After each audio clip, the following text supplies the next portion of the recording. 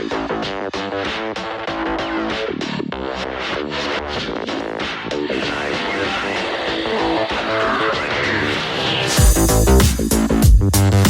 everybody, what's going on? This is Ray Hernandez, joined by Johnny Ice for another episode of Behind the Bag. Johnny, it's Memorial Day weekend. We got the Knicks tonight. What's going on, man? Well, I got to be honest. It's hashtag MDW right now. I've got my Stars and Stripe monokini ready to go with my Budweiser towel, and heading to the lake with a couple of natty ices. No, I mean I'll be home. It's if you want to find me, I'll be home watching the Knick game tonight. But it's been so great to see the Garden alive. We have some Mets tickets coming up. You and I have to align on a game, but it is exciting to see everything open up. Yeah, absolutely. Hey, by the way, I noticed you don't have a Band-Aid on this week. Everything all nice and healed. I stayed away from staircases this week. That's what really happened. So, let that one heal. Going to tread lightly when going up and down the staircases these days. Thank you for your care. Listen, that's what I'm here for. That's what friends are for. The good times, the bad times. Anyway, listen, I'm really excited, as always. Another episode of Behind the Bag. Lots going on in Mets world. Still a first place team.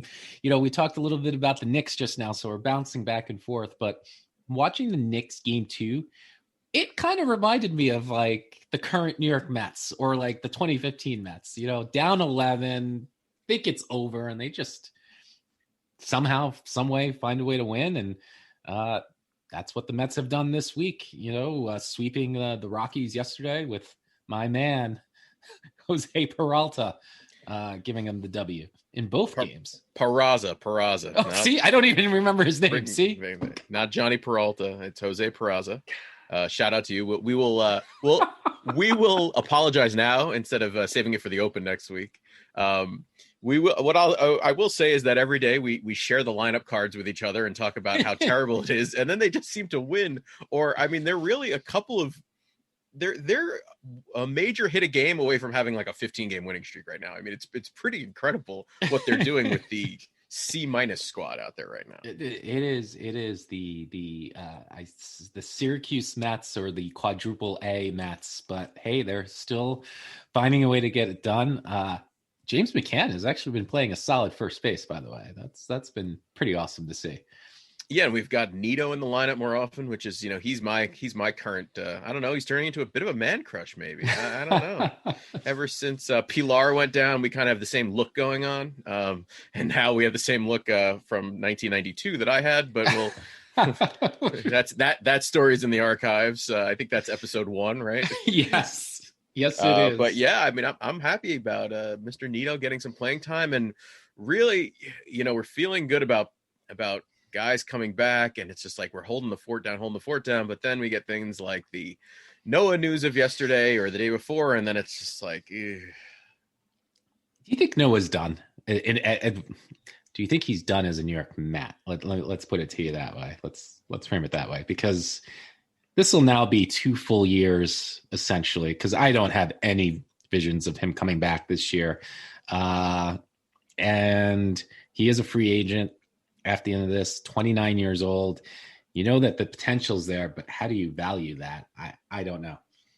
I think, the Matt Harvey experience was so not that long ago, which really we're in the PTSD realm still, I think. I mean, he was just around a couple weeks ago. But I really, I don't think it wouldn't happen, but I'd love to see Syndergaard in that John Smoltz role when he was the closer for those couple of years, getting, shut down closer. I mean, and we've seen him do it. I think, was it a playoff game? Game 5 or game 7? No, game 7 against the Dodgers in that first round. I mean, that's the one thing if everybody can get on board with it, but yeah, every time that this timeline gets pushed out, you get more and more worried about what the future holds. Yeah, I think some people have to remember too. I was reading this morning, Zach Wheeler. He missed 2 full years, came back, but think about it. When Wheeler came back, I mean, it was another 2 full years. I mean, 19 was really where he was like, oh, he's living up to his potential. So if you were to use the Zach Wheeler model, you're looking at really a 31, 32-year-old Syndergaard. But who knows? That just goes to show you with Tommy John surgery. It's so unpredictable. Right, and that was so long ago now with Wheeler that I think we kind of forget his status coming out of San Francisco as he was a stud. Yep. He was a top of the rotation guy, and then I think we were pretty happy with what we got out of him, but we were so far removed from the surgery and the time off that you don't really remember that this guy coming in was a top prospect starting pitcher. Right. Well, fortunately for us, today's episode, we're going to rewind, go into our Google machine 5 years ago, which is crazy. You and I were there, along with Jen and Tara. Shout out. And wow, you and I were there, along with Jen and Tara. Wow, I guess I wasn't factual. I guess I wasn't the fifth wheel this time, huh? That sounds like a heck of a double date with Ray and his girlfriend and me and somebody's wife. Yeah. Hey, somebody who we're not going to mention, apparently. No, we're not, because he, there was some heat, by the way, for those of you listening, there was some heat on the exchange. He got a little snarky this morning on the old text machine. Did you see that? Maybe I put him up to it, Ray. Maybe I was the one who said, you know what, we used to kind of do this on a regular basis. And yeah, well, he was a little snarky. So now he's in the penalty box. Anyhow, we were there. That's right. It's 5 years ago. What was supposed to be 1986 night, the 20th, 30th anniversary. And that's what we should be talking about and remembering. Instead, we're going to remember the time that Terry Collins and the ass in the jackpot, which I'm very excited to talk about. And we will talk about that. But before we went on air, we realized that today a lot of stuff happens in Mets history on this particular day. John, do you want to take us through? I mean, I always go through the old Facebook memories. I probably spend more time on that on a daily basis than actual Facebook, the platform. But May 28th, 2010, I say Igarashi must need his mask back, which apparently Ray knows about that game. I couldn't remember what that. Yeah, well, I was there. If you look at the archives when we were listening about the road trips, that was a walk-off home run in Milwaukee. Beautiful stadium, by the way. I still recommend it. John, you're going on some road trips this summer, which we should talk about. You should make your way over to Milwaukee. I don't even know what the stadium is called anymore. It had a name change this year, but I did have the honors of seeing Corey Hart walk off. Actually, speaking of Facebook memories, I actually, just for ha-has, did look at it. And like you, that is the only reason that I really am on Facebook. 11 years ago. Let's see here. My status. I have a photo from Milwaukee. Johan Santana pitched that game, by the way. Went 8 innings. Only gave up a run. Still got the no decision. He Jacob DeGrom to the game. Yes. Let's see. It says game on.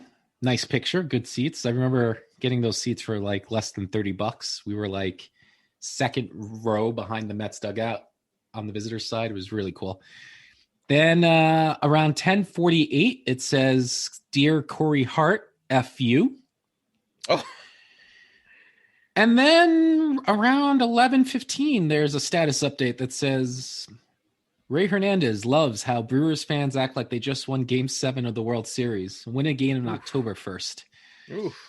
Needless to say, that didn't go over so well that night. Actually, I do remember after that walk-off home run, some jackass, we were walking our way back to the parking lot, some jackass, like he like started hitting my back, like banging the drums like you would, like play the congos. So two things. One, today is actually his birthday, Ryota Igarashi, by the way. What a birthday gift. Yeah, everything comes together. It's a shame he didn't excel on his birthday, but I actually experienced that same thing in Ottawa when we went up to see the Rangers play. And I kind of went a little off and said, you know what, I shouldn't be able to get tickets this easily for your games. So maybe you want to talk to some of your yeah, John, fans. You give them the beef. That's right. Speaking of beef, apparently there was a barbecue at my house 9 years ago today. But May 28th, 2012, Tim Tuffle's horrible third base coaching just got Jay Turn hurt. So As do you in remember Justin Turner? Justin Turner. So this was a game against the Phillies, apparently. Okay. And it's actually related to this episode because reading one of the recaps of this injury, Ruben Tejada actually strained his quadriceps running to first base the previous week and was thrown on the disabled list. And The rounding list. Yeah, excuse me. The IL. At the time, it was the DL. Yes. So, it's really interesting. It's related to our episode today, obviously, with the whole Noah Syndergaard payback storyline. Comes full circle. They lost another guy. And that makes sense because if you remember, I mean, we were going to talk about this or touch on it. Next week will be the 8-9 year anniversary of Johan Santana's no-hitter. He struck him out! It has happened! In their 51st season, Johan Santana has thrown the first no-hitter in New York Mets history. And, if you remember at the very end, it's Justin Turner that gives him some pie in the face, but he's in a walking boot. So it makes sense that he's in the walking boot now. Now you've given me the color. I never remembered why he was in the walking boot. And for those who weren't paying attention to Mets baseball then, he was not the Justin Turner that he is now. He was a scrappy, kind of more of a Joe McEwing type utility infielder that we all liked his hard play, but the Dodgers version is not what we saw. Yeah. The thing about Justin Turner is, if I remember right, he was really one of the first players that and I was late to the game when it came to like Twitter, but he was one of the first players that I saw like interact with the fans. I actually did get a response from Justin Turner when that guy that we are not allowed to talk about, we went to his, he got married, he gave the wedding party, Mets Yankee tickets. There was a rain delay. Nicholas's dad. Thanks, Nix. Nicholas's dad. There was a rain delay, and I remember tweeting, "What's the best place to go at Citi Field just for the hell of it?" And he responded, "Shake Shack." I believe he was at Red Turn 2 or something like that. I think he still is. Twitter handle. Yeah. That's back when I had a Twitter, before I was hacked and banned. And I think I'm allowed on Twitter again. We'll see. We'll have to check. But yeah, then that brought us in the Facebook timeline here to May 28th, 2016, which was the 86 Mets reunion night. We had actually gone to the 25-year anniversary. The 20 year. Was that with the Nameless's father? Or was that game? The Nameless's father, yes. And he that whole family's getting a lot of burn on this episode. We went with his dad, Billy T. It was probably the most fun. Billy T is amazing. I hope you all get a chance. Maybe we should get Billy T on the show one day. I think he's ready. Once Jets preseason comes around, he'll definitely be ready to. Okay, we're gonna get the Billy T. We're gonna have him read the post with us live on air. But that was pretty awesome. That's Nick's grandpa, by the way, Billy T. But you want to talk about a difference? The 20th anniversary. I mean, I remember getting down there hours. We rolled in a big group and playing flip cup with strangers and doing other wild, crazy things. It really. We pre-gamed it up, and then you fast forward to the 30th anniversary, 10 years later. Had a blast. It was hot as hell that day, like uncharacteristically hot, and so hot that you don't want to drink. You know what I'm talking about? And I remember the five of us, like we had our picnic tables, we got their nice picnic chairs, I should say. And the drinks were not going down as smooth because we just like the cans were like sweating. It's hot when the cans are sweating. And, we ran into my aunt and uncle, River, and started playing wiffle ball in the street. Totally different era, you just, that's the maturity. We matured. What can I say? Well, you say we were matured, or maybe it was just the weather. I mean, maybe it was just a little too warm for you to drink. I don't know. I know we always have the same setup. It's kind of funny just to have the garage. The trunk is popped open. Yes. Always have 3 bags too many of ice to go around. Your hand gets numb when you're trying to get anything out of the cooler. But that's what baseball is all about, at least for us. Well, for the 40th anniversary, it'll be different. I believe it will be different. By the way, John, speaking of different, the other day, this could go many places. Have you ever seen wine in a can? No, I have. I've seen it in a box, that's for sure, but I haven't seen it in a can. Jen and I were in Maine a couple of weeks ago, and they were selling wine in a can. So apparently, a can is a half a bottle of wine. It's freaking brilliant. Yeah. We both got bombed because we didn't realize that, right? You just drink it and you're like, oh my God, this is a lot. So here in Connecticut, I found wine in a can and I showed it to my dad, and my dad was like, I would rather have these at a party because, sometimes you open up a bottle and one person takes a glass and then you got 14 open bottles. So anyhow, maybe at the next tailgating, we'll get some wine in a can. Hey, we'll do it. I'll bring straws for everybody. Disposable straws, of course, Got to be green. Hey, listen, before we go in deep on this particular game, I don't want to miss the Mets birthdays because I don't know if you saw yesterday during the old doubleheader. I had it on the background because I was working, those 12 o'clock businessman specials. But Gary Cohen started rattling off a list of birthdays. Terry Collins, so-and-so and so-and-so. And I was like, John, they stole our gimmick. Yeah, I had it on mute, so I was on more video calls than I usually am on yesterday. You got to use that closed captioning, my friend. I have to move the television, just tear it off the wall and put it closer to my desk. But I heard it from you, and you know what? Nobody is going to steal our birthday thunder because nobody does Mets birthdays like we do around here. Listen, cue the Stevie Wonder. Here we go. All right, there we go. So 524, Jay So, Bartolo Colon, and again, there's always a connection, right? Jerry Dipoto. We gave Jerry Dipoto a lot of airtime last week. Yeah, so let's not give him that much this time. 527, Todd Hundley, very related to last week's episode as well. You had a guy losing a position. And losing a position. Left field. I wonder if he could still play left field because we could use him right now. I'm sure he could probably play first base. He's probably still built like a tank, Todd Hundley. As we said, Mr. Igarashi was on the 28th, and then 2 in a row that Ray's not going to like. Oh, God. Tomorrow is the man who stifled the New York Yankees, Steven Matz. His birthday's tomorrow. Shout out to Steven Matz. You know what? I wish you well. It's fine. We got a text from the unnamed source because of Steven Matz's dominating performance there. I was like, what? Yeah.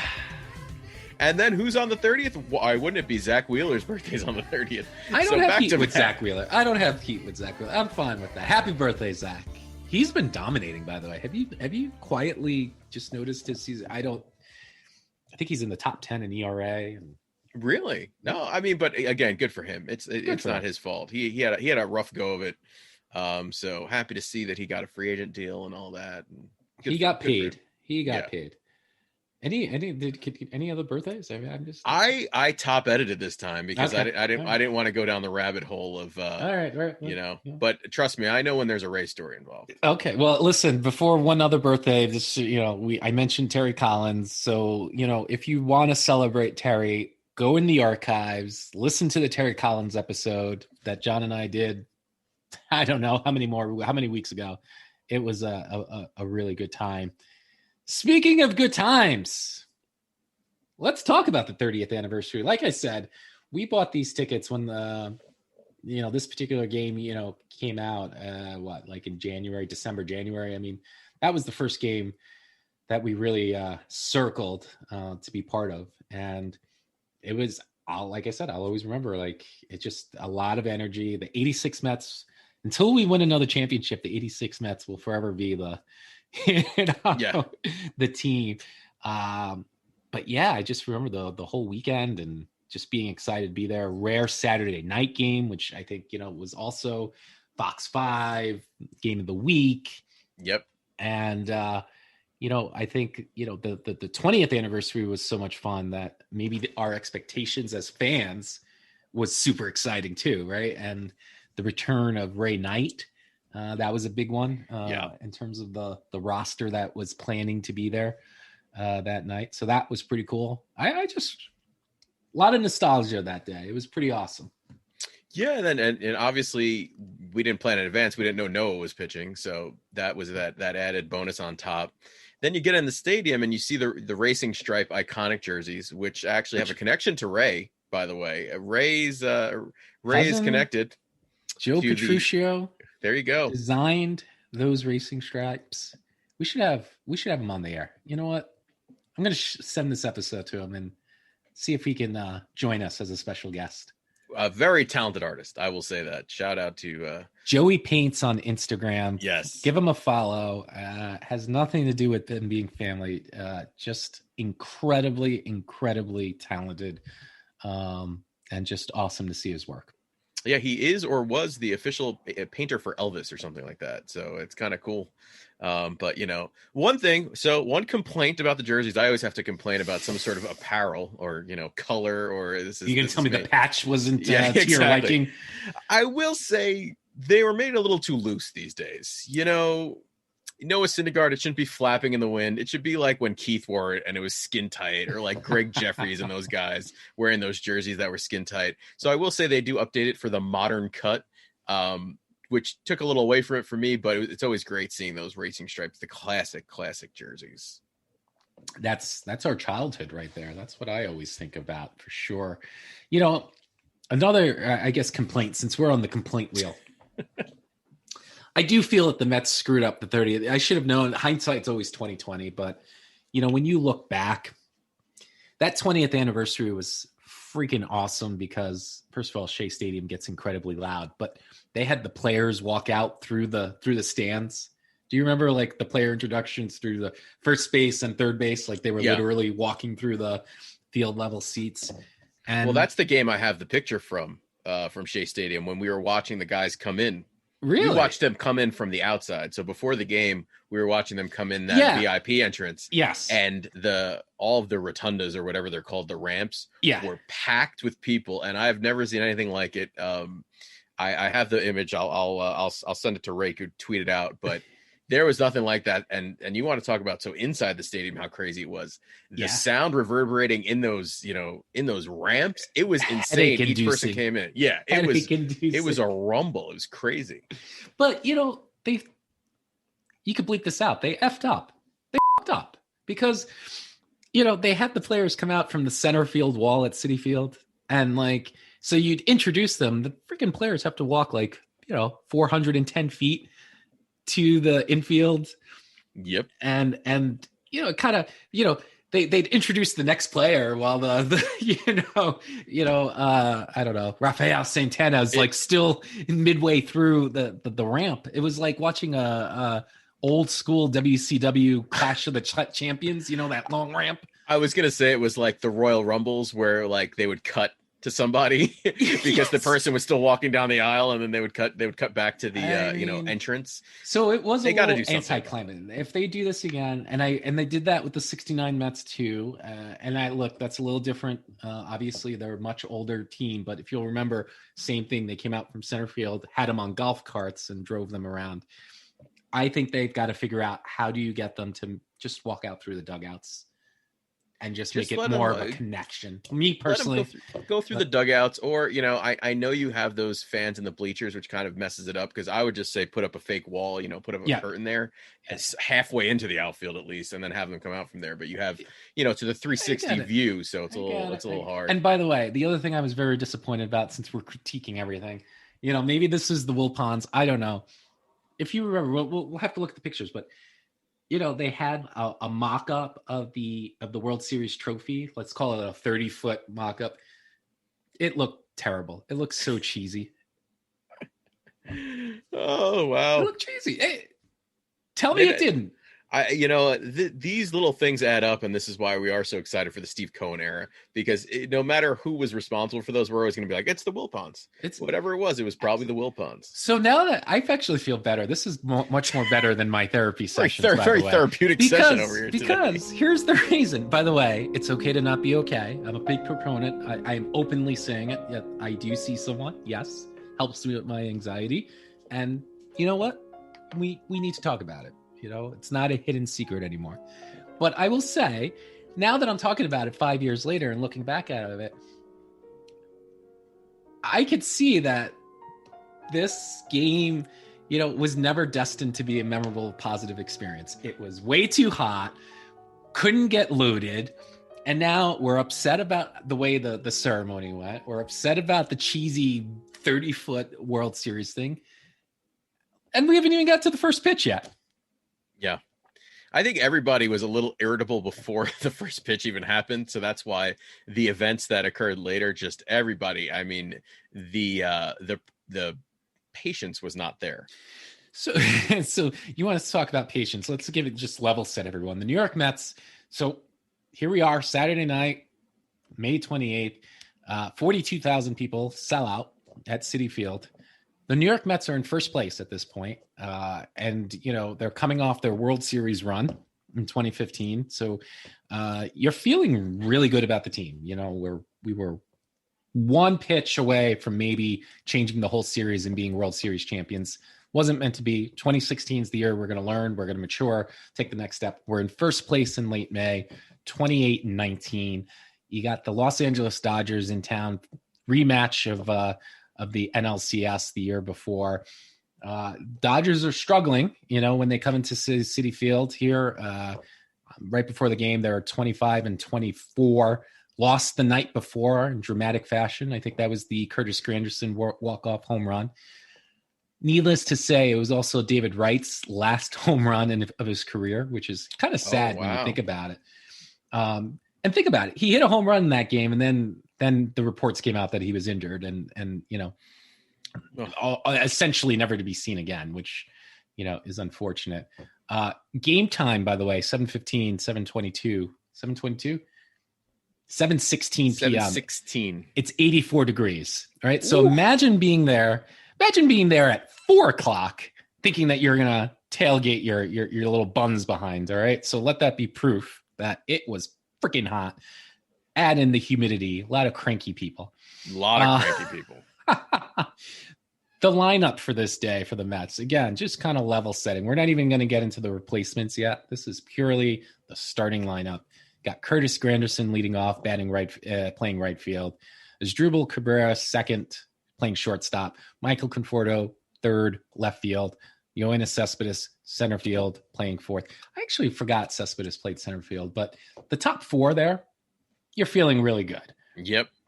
Neil Walker, he's batting fifth, playing second base, and again, Neil, I don't think we talk enough about Neil Walker. I really liked Neil Walker. I really did, but couldn't stay healthy enough. Good signing.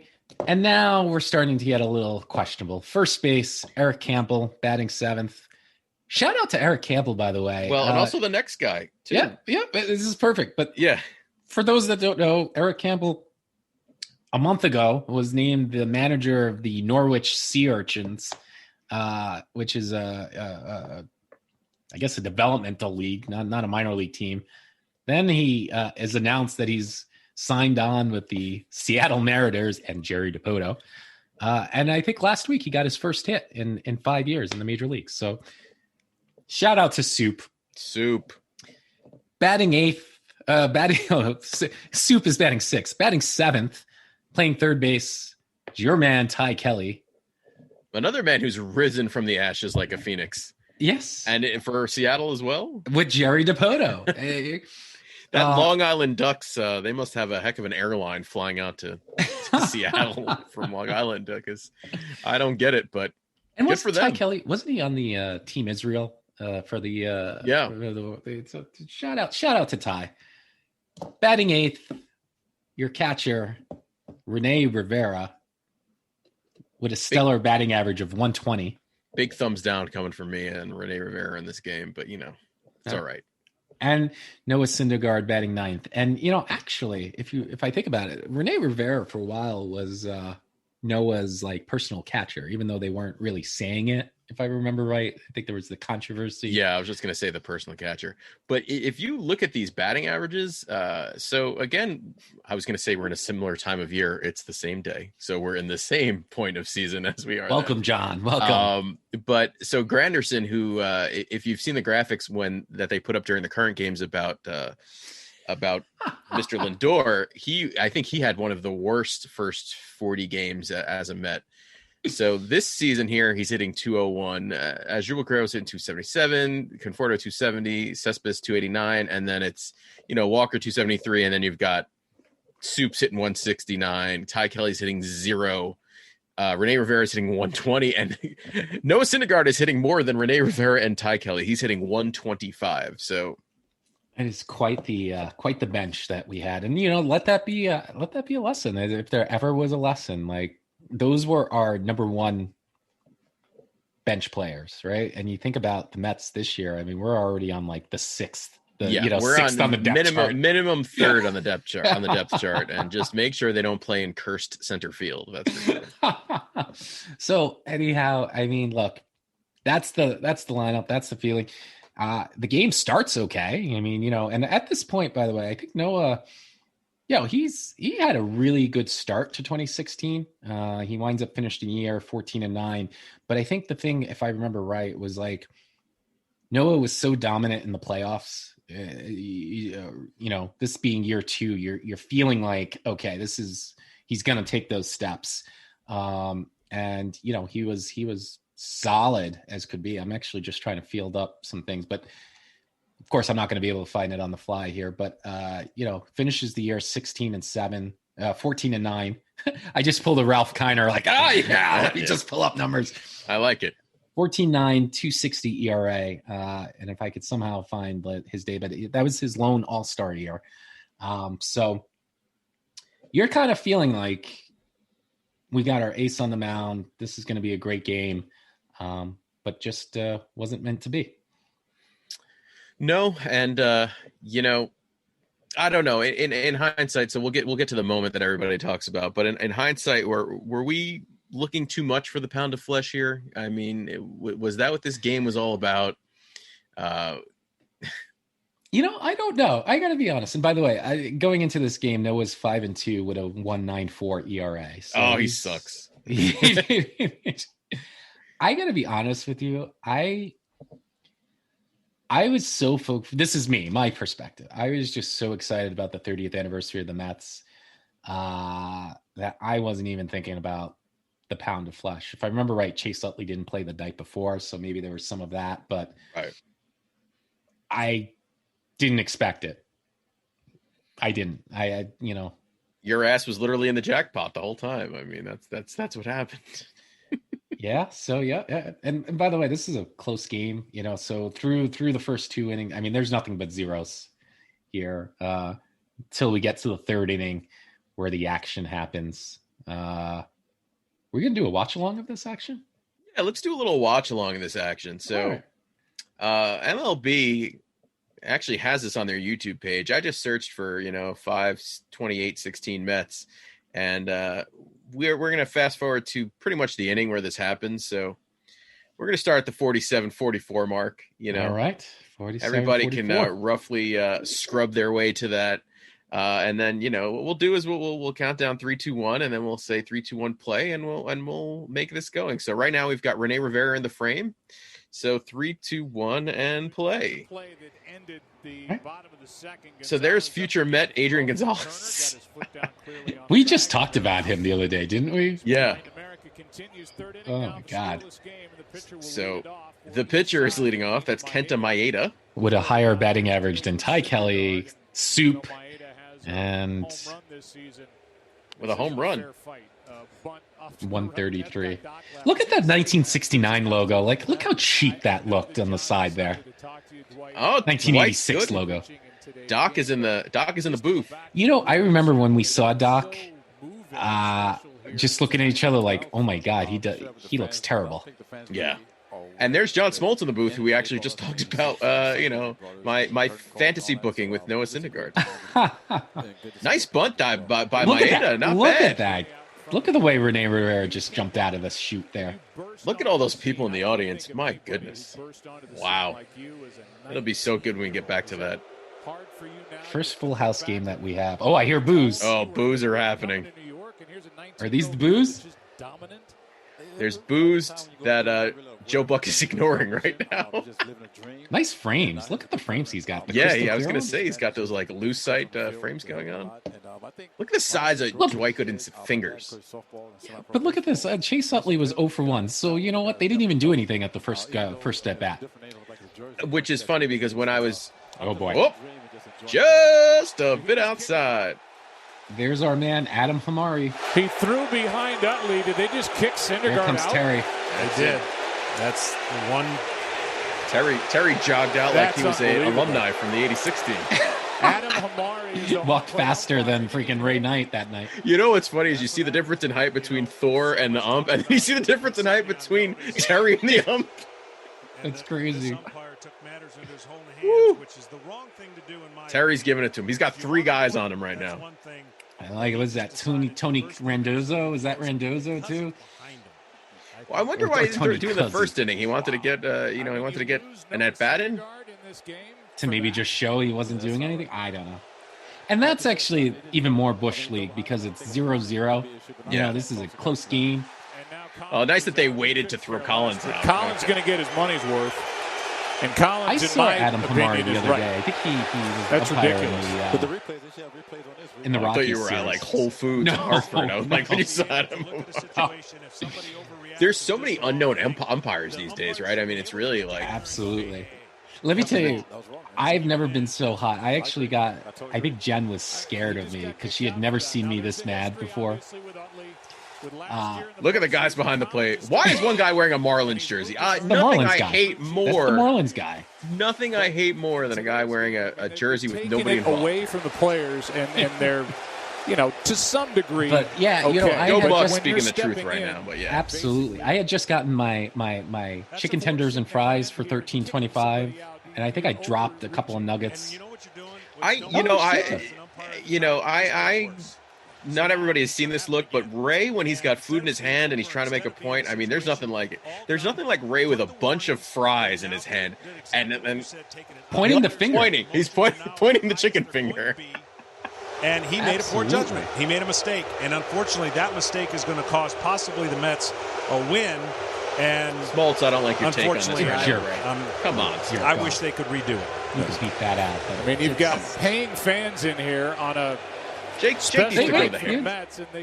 Paying fans here on 86 Mets night. Here's the history. Game 2, Division Series, the slide that forced the rule change. Still hurts me. At first, it was a 2-game suspension that was he hit his head as if he didn't get a without concussion. even a hearing by Joe Torre during the offseason. Of course, You know what? Not even a hearing by Joe Torre. It kind of reminds us of what just happened with the Rangers, right? Yeah, exactly. Guy got his head taken off, and here's $15,000 fine, and that's it. Yeah, Ollie's been around for a while. He took that like he's supposed to take it, and now, like you say, it's a professional. Now you got a big crowd here to watch the guard. I know once I do an interview, I'm leaving after this. I forgot about the Doc commentary because I'm always so used to listening to the. It's frustrating, and why not?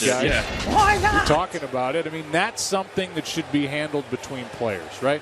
Yes, I think I agree. It is something that should be handled we play. between Different players. things happen where one of your guys may get hit, and you might hit the number 3 or number 4 hitter, but it was expected. You didn't try to hurt a guy. You didn't hit him Exactly. higher than the belt. You hit him in the thigh. Listen to the crowd. That's the heel heat there. And I've been part of a situation like that. I probably hit the fewest guys of anybody in the history of 3,000 that's great, John. Yeah, wow, what a guy. Guys.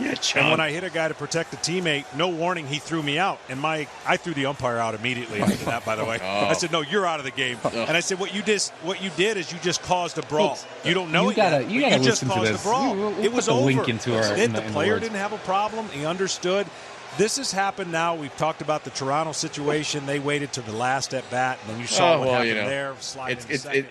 I remember we had great seats for this, didn't we? We were downfield level, right? Oh, yeah. Paid a premium for those on 86 Mets night there. But all right, we could cut off John Smoltz. All right. Warn the player. Go take a walk, John Smoltz. So, yeah, we had great seats because I remember sitting up and we were in that, we were in the box, I feel like. Yeah, they were definitely the 100s. Mm-hmm. Maybe middle of the pack. I remember seeing us on TV. We made it on TV on the SNY, when they did the they broadcast the ceremony. We were up there. You can see us. They even ticked off the unknown guy. Billy T's son, Nicholas's father. He was mad. Yeah, he was mad. He came to see Thor. He came to see a fight, I think, is what he came to see. I remember Tara looking at Jen and saying, "Is he okay?" Is that in regards to you? Oh yeah. I mean, I was screaming like like the ump could hear me, but I was so. I was letting it out too, and I usually don't get there, but man, high emotion for sure. I think, well, to me, it's also a touchy subject because, we're kind of on that fringe of the old school where it's just like, same with the hockey thing. There's a place in the game. Someone, that's one of the unwritten rules that I'm like, okay, you do something to one guy, blood. You get hit, you take it, and you walk to first base, and it's over. But now nothing's over. Nothing's over now. Speaking of nothing's over, Conforto is going to get it when the next time they play the Marlins. But anyway, it actually reminds me of another Chase Utley memory that again I hate, but it speaks volumes. If you remember Harvey's first game back at Citi Field from Tommy John surgery, they played the Phillies, and he plunked Chase right in the ass. And then he stared down Chase. That's like one of the most iconic Harvey moments, like that 10 seconds of Harvey just staring Utley. And to Utley's credit, he just ran to first base. Let's see how Harvey approaches this at bat with Howard on deck. And he throws it behind him. Well, that's a warning. And a warning is issued to Harvey and to both benches. As Utley got hit, Harvey threw it behind him, and there's your retribution. That's the rebellious nature of Harvey. I'm thinking that Warfield said we're going to walk him and pitch to Howard, and he said, you know what? I don't feel like it. Did you see Harvey? This was we're not going to pitch around you. We're going to drill you. Well, I'm telling you, Dan Warfield did not come out and tell him to drill him. He came out and told him to walk him on 4 pitches.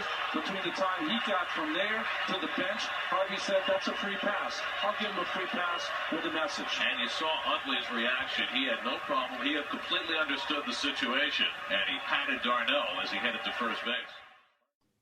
If you saw Utley the first at bat in this game, he looked scared to death the first at bat. Really?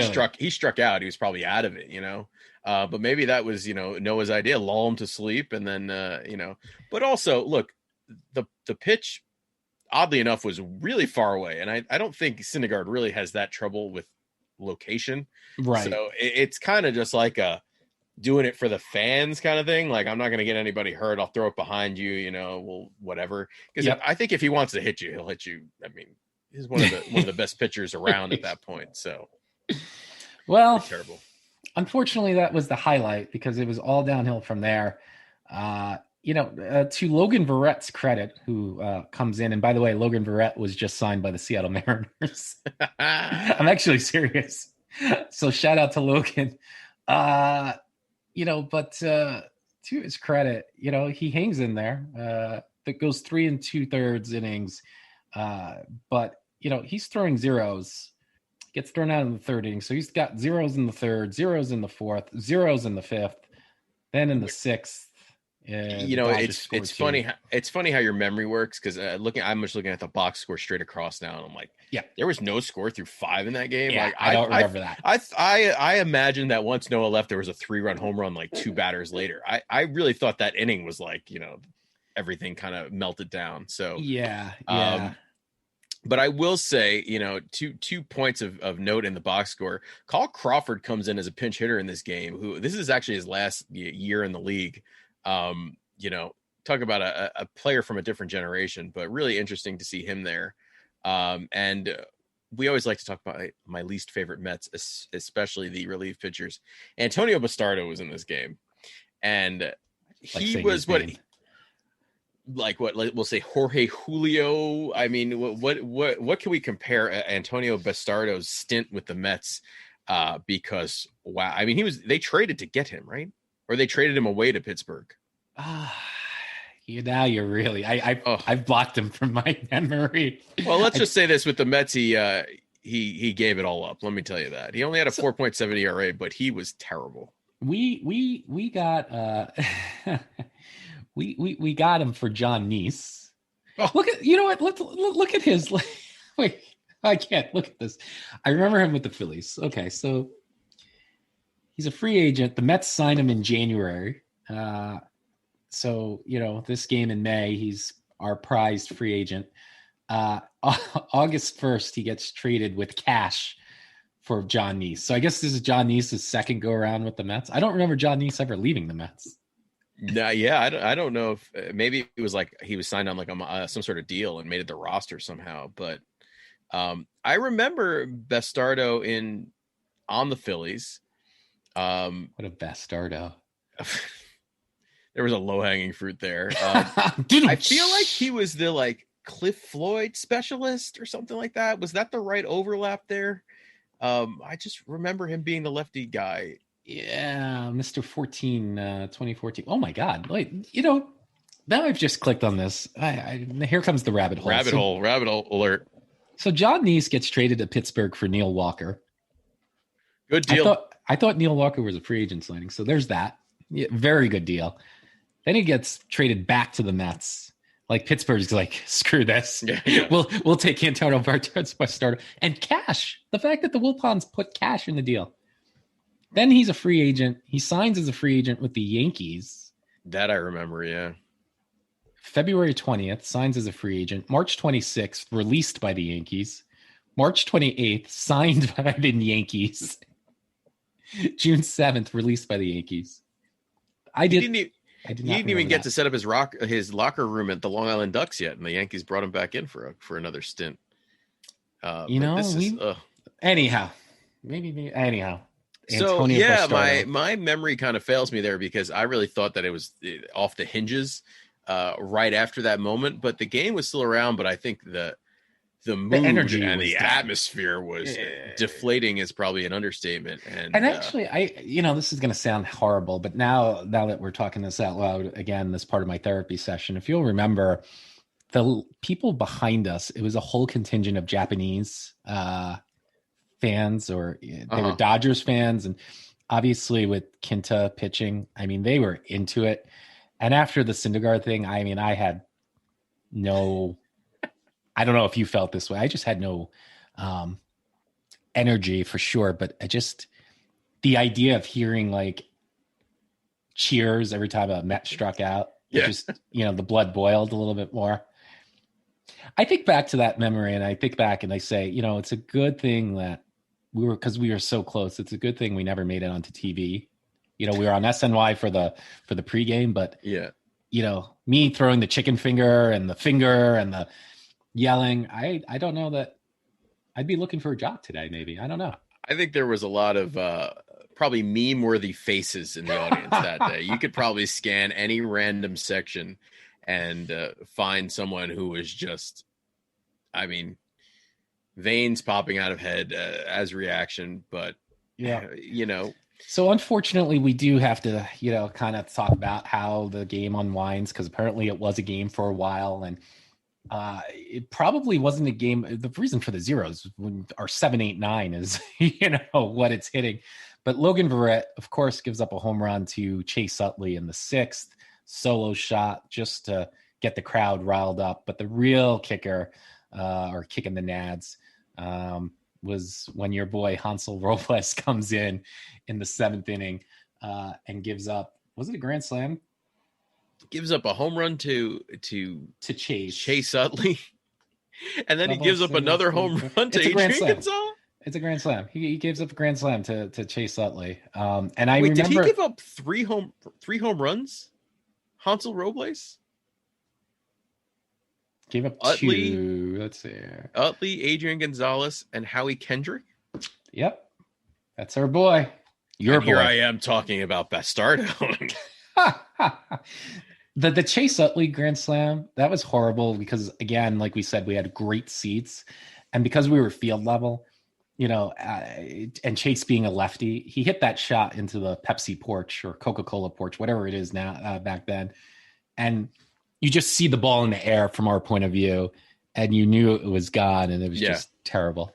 You just are praying for trajectory to stop and everything to just, drop out of the sky. But the sound of the bat, and seeing it, it's like, oh, this is out of here. It's 6-0 at the end of the 7th. Shout out to Tara's husband for allowing us to stay another inning. At that point, it's 8-0. I think we actually left at that point. I don't remember staying for the whole game, thank God. Yeah, I'm pretty sure this was a rare beat the traffic moment for us, because that was bad taste in the mouth, and things couldn't get better from there. So, and that was all she wrote. And frankly, that was really all she wrote for the season, because the Mets go on, they lose the next game, and I want to say we go back here. I think they go on a pretty extended losing streak after this, in part because of the injuries. But yeah, you get to June, they are 1, 2, 3, 4, 5, 6. I mean, 7, 8, 9, 10. They go on a bunch of 4-game losing streaks, 3-game losing streaks, and struggle mightily. Of course, we will probably do a 2016 episode, because, I mean, that team was pretty miraculous in the sense that they got hot in August, make the run, actually wind up hosting the wild card game where Noah Syndergaard loses to Madison Bumgarner. But that was special. That was a special season for sure. Yeah, and we're hoping for more special seasons. Let's just say that.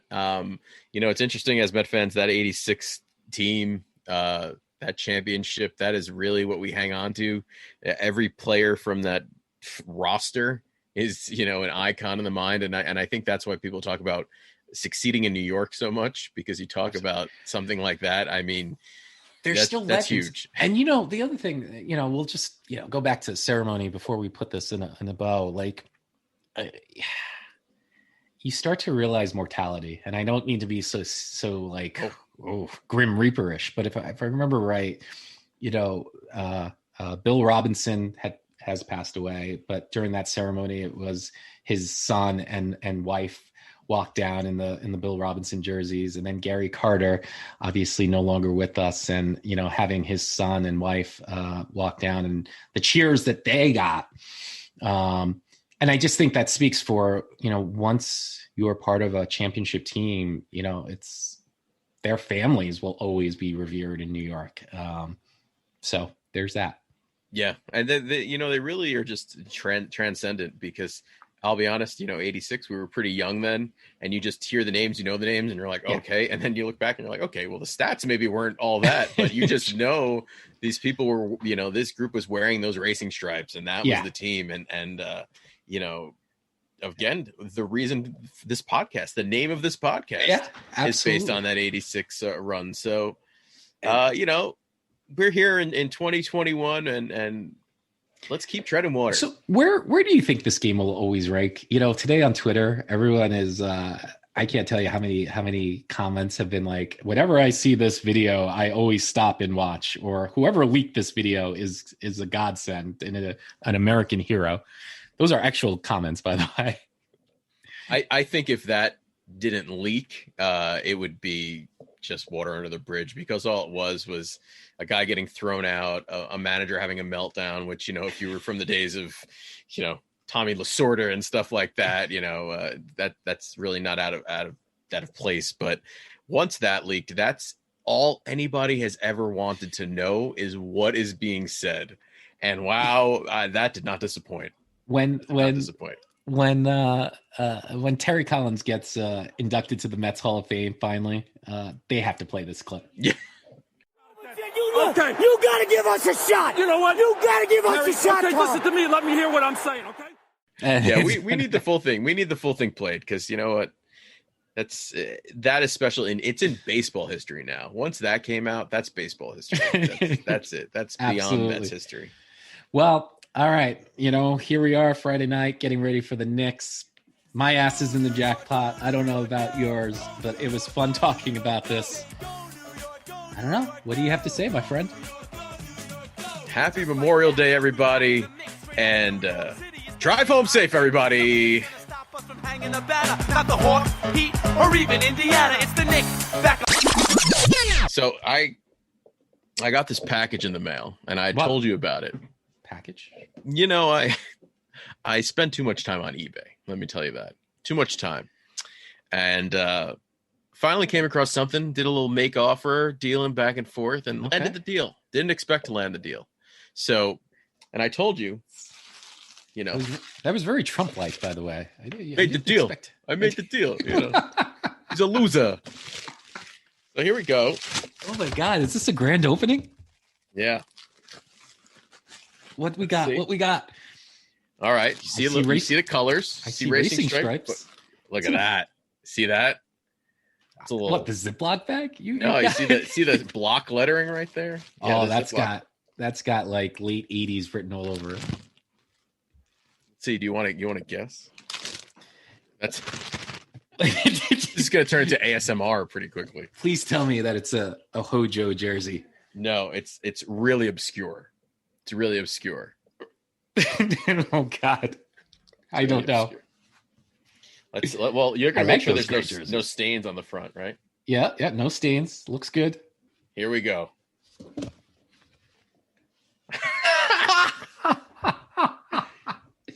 That is a Daryl Boston road jersey. Yep. Wow. Boston. This is legit. Let's see if it fits. But yeah. What possessed you, man? Is that like the official authentic? It's game used, yeah. Wow. So I don't know. I actually thought I bought the Bat Boy version of this jersey last year, and it's like tiny, but just to have it because I thought maybe I'd frame it. But I just always loved this jersey, and I have the throwback Keith with the script New York, which is whatever year, 91. I don't know what year that was. 80s, 88, 89. And I saw this, and the first thing this reminds me of is Little Big League. Right? Was that the movie where the Met guy is the bad guy? Or was it Angels in the Outfield? It's not Little Big League. It's the one with It's Angels in the Outfield. No. The guys with the Cubs. Rookie of the year. That's what it is. That's what it is. Yeah, the floater. The guy spitting out. The guy looks like me after a couple of beers and growing my hair out. So yeah, got this guy in. That is awesome. Pretty crazy, but we're here with the pro cut. I tell you what, why don't we do a Daryl Boston episode? Let's put it in the editorial calendar. It may only be a 15-minute episode, but I'd love to see what he's up to. But yeah, that's a little bonus clip for everybody. There you have it, ladies and gentlemen. Very nice. Just wanted to show that to you. I don't know what to say. You know what? I know what to say. Drive home safe, everybody. New York Knicks. We are the New York Knicks. We are the New York Knicks. We are the New York Knicks. Say go New York, go New York, go. Go New York, go New York, go. Say go New York, go New York, go. Go New York, go New York, go. Well, just like that, look who's back in the mix. Straight out of New York City, it's them red hot Knicks. And nothing's gonna stop us from hanging a banner. Not the Hawks, Heat, or even Indiana. It's the Knicks, back on pace.